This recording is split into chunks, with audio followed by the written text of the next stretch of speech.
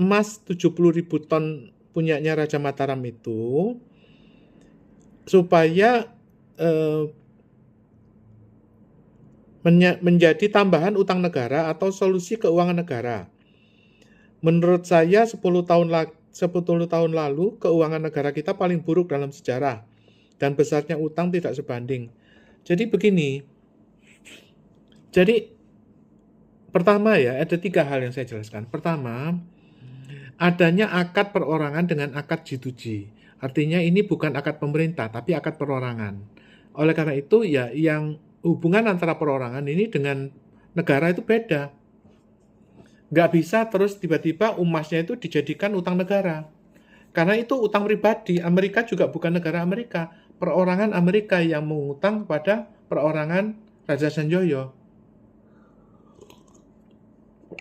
Caranya begini, bisa apa nggak sih untuk solusi utang negara? Ya bisa.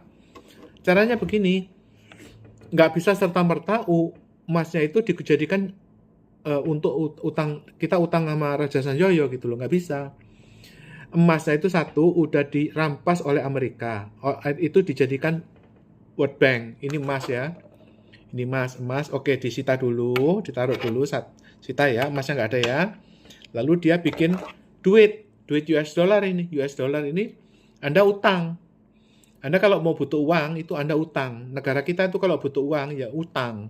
Artinya uang itu dicetak terus, nggak tergantung lagi emas. Emas ini udah disimpan hilang. Ini uang dicetak terus, asal kamu utang dan kamu pulangin itu nggak apa-apa. Nah, bisa nggak sih yang kedua bahwa utang negara kita tuh dijamin oleh Raja Sanjoyo? Bisa.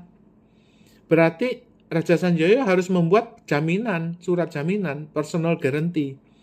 Bahwa, oh ya, Presiden Jokowi utang 8.000 sampai 10.000 itu dijamin oleh Raja Sanjoyo. Itu sebagai debitur atau yang menabung emasnya World Bank ini. Tapi kalau emasnya itu dipinjam langsung oleh negara, nggak bisa.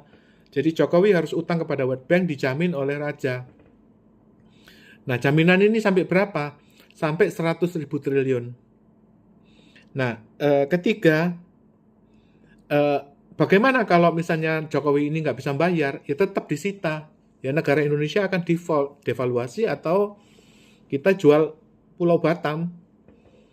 Itu hubungan antara pribadi dengan negara itu terpisah gitu loh. Jadi yang memberi utang bukan Raja Sanjoyo, tapi World Bank. Anda kalau utang sama Raja Sanjoyo juga emasnya ini ada di mana? Ya kan ada di World Bank. Raja Sanjoyo itu adalah penabung atau debitur World Bank, yang donatur World Bank. Paham ya? Jadi apakah bisa digunakan untuk solusi utang negara? Ya bisa. Kalau Jokowi mau minta personal guarantee, jaminan pribadinya Raja atas jaminan personal guarantee ya bahwa ini dijamin oleh emasnya Raja, negara kita bisa diutangi. Tetapi kalau utang nggak dibayar, itu tetap Anda akan devaluasi atau jual pulau. Gitu loh. Jadi nggak bisa semerta-merta, udahlah bayar pakai emasnya Raja Mataram. Nggak bisa. Emas ini udah nggak ada, udah disita World Bank baik-baik. Gitu. Nah sekarang, kenapa sih kok Raja itu nggak bisa menolongin rakyat Indonesia? Itu tadi. Ya, otoritasnya itu emas Mataram dimasukin World Bank. Jadi emasnya udah nggak ada di World Bank. Nah, Anda kalau mau urusan ya urusan sama World Bank. Tetapi semua policy World Bank, keputusan World Bank, peraturan World Bank dikonsultasikan kepada Raja Sanjoyo. Gitu. Nah, bisa nggak sih untuk kemakmuran bangsa Indonesia? Ya bisa, itu tadi. Jadi ini Presiden Jokowi ya, ini Raja Sanjoyo. Ya, punten Pak, permisi Pak, ya, mbok ya ditulungi utang negara ini dijamin. Itu. No, berapa mau utang? Sampai maksimum 100.000 triliun. Jadi oleh karena itu, kalau misalnya Raja ditanya, Pak, itu kok Indonesia korupsi semua? Tenang aja. Mohon maaf. Anggaran APBN itu hanya 2.000-3.000 triliun. Ya, kalau dikorupsi 30%, itu cuma 1.000 triliun. Setiap tahun itu dikorupsi 1.000 triliun. Jadi bukan kiamat. Hartanya Raja itu masih 100.000 triliun.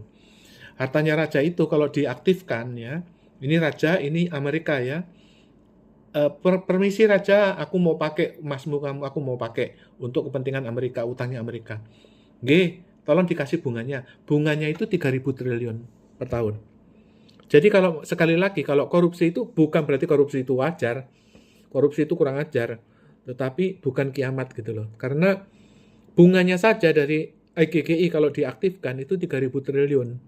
Itu haknya raja. Tetapi syaratnya itu ada 3 ya. Satu, untuk keluarga berencana ya, posyandu, gizi bayi ibu dan anak. Posyandu, pos pelayanan terpadu. Dulu itu ada layanan BKIA ya, untuk ibu dan anak, layanan itu BKIA. Kedua adalah untuk petani ya, pupuk, beras IR 96 ya, terus untuk KUT, KMKP, kredit usaha tani. Ya, itu sudah ada. KMKP itu kredit menengah untuk usaha pertanian.